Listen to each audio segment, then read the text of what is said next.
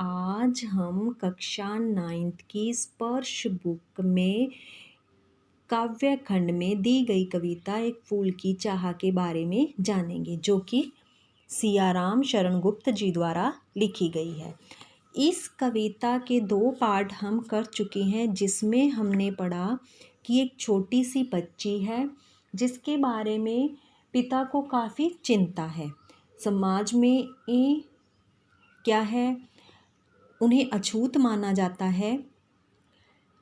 एक महामारी फैली हुई है, जिस कारण से पिता चिंतित है कि बच्ची सारा दिन बाहर खेलती है, कहीं वो इस महामारी की चपेट में न आ जाए। पिता के दिल में जो डर होता है वो सामने आ जाता है। बच्ची बीमार हो जाती है।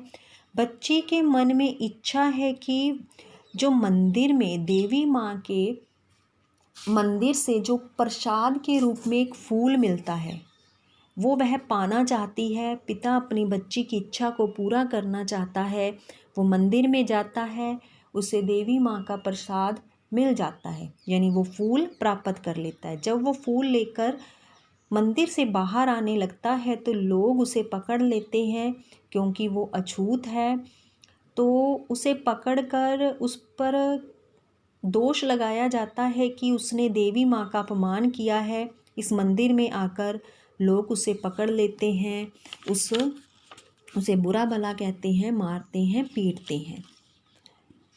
तो पिता को पता नहीं चलता कि उसका क्या अपराध है। माँ के भक्त हुए तुम कैसे, करके यह विचार खोटा, माँ के सम्मुख ही माँ का गौरव करते हो छोटा। अब पिता हैं, वो कह रहे हैं कि मुझे नहीं पता तुम माँ के कैसे भक्त हो। माँ के सामने ही माँ का जो अपमान तुम किए जा रहे हो, तुम उसके जो गौरव है, यानी उसकी महानता है, जो उसको क्या है, छोटा कर रहे हो। यानी कि तुम लोग यहीं पर उसके सामने लड़ाई झगड़ा किए जा रहे हो। उसके लिए तो सब समान है, लेकिन तुमने क्या है, जो ऊंच नीच की जो दीवारें खड़ी की हुई हैं, उस बात को लेकर यहाँ झगड़ा कर रहे हो। इसलिए तुम उसके गौरव को, उसके सम्मान को छोटा कर रहे हो। कुछ न सुना भक्तों ने झट से मुझे घेर कर पकड़ लिया, लेकिन उस मंदिर में रुके हुए जो भक्त थे, उन्होंने मेरी कोई बात नहीं सुनी और मुझे एकदम से घेरा डाल लिया। मार मार कर मुक्के घुसे धम से नीचे गिरा दिया। उन्होंने क्या किया, उन्होंने मेरे को पकड़ा और मुझे खूब मारा और फिर मुझे नीचे गिरा दिया। मेरे हाथों से प्रसाद भी बिखर गया, हाँ सब का सब। जो मेरे हाथों में प्रसाद था देवी माँ का, वो सारा नीचे गिर गया। हाय अभागी बेटी, तुम तक कैसे पहुँच सके यह सब।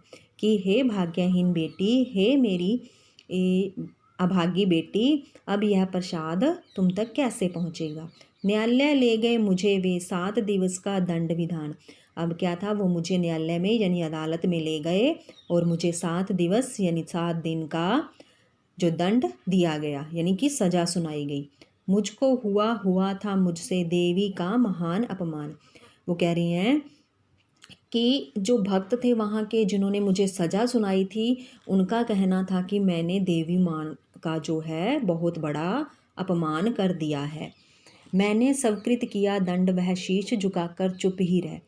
कवि कहता है कि जो पिता थे उन्होंने क्या किया, स्वीकृत कर लिया, स्वीकार कर लिया। जो सज़ा उसे सुनाई गई, जो उस दंड उसे दिया गया, उसे अपना शीश झुकाकर यानी कि अपना सिर झुकाकर चुपचाप ही उसे स्वीकार कर लिया।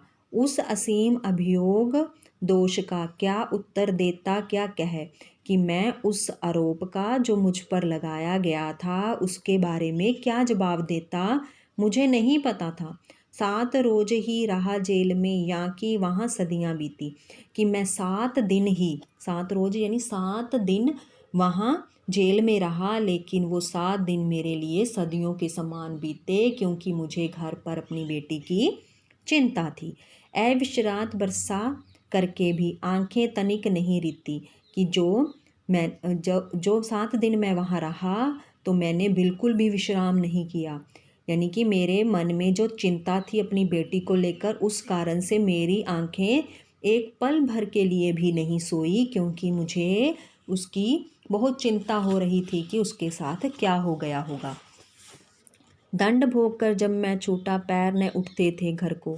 जब मैं अपनी सज़ा को भोग कर वहाँ से छूट कर आया तो मेरे जो पैर थे वो घर की तरफ नहीं जा रहे थे, पीछे ठेल रहा था कोई, कि मुझे कोई शक्ति थी जो पीछे की तरफ धकेल रही थी। भय जर्जर तन पंजर को, भय यानी डर से, जर्जर तन डर से जो मेरा तन था, शरीर था, वो क्या था, पीड़ित था।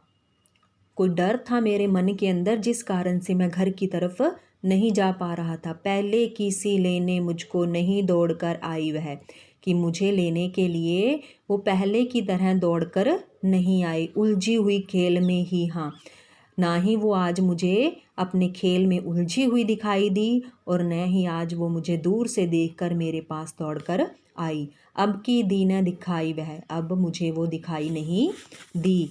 उसे देख मरघट को ही, कि उसे देखकर मैं उसे देखने मरघट को ही गया दौड़ता हुआ वहाँ, कि उसे देखने के लिए मैं शमशान की तरफ दौड़ता हुआ चला गया। मेरे परिचित बंधु प्रथम ही फूंक चुके थे उसे जहाँ, कि मेरे जो परिचित थे, मेरे जो जान पहचान के बंधु यानी रिश्तेदार थे, भाई बहन थे, उन्होंने उसे वहाँ जला दिया था। बुझी पड़ी थी चिता वहाँ पर, छाती धधक उठी मेरी।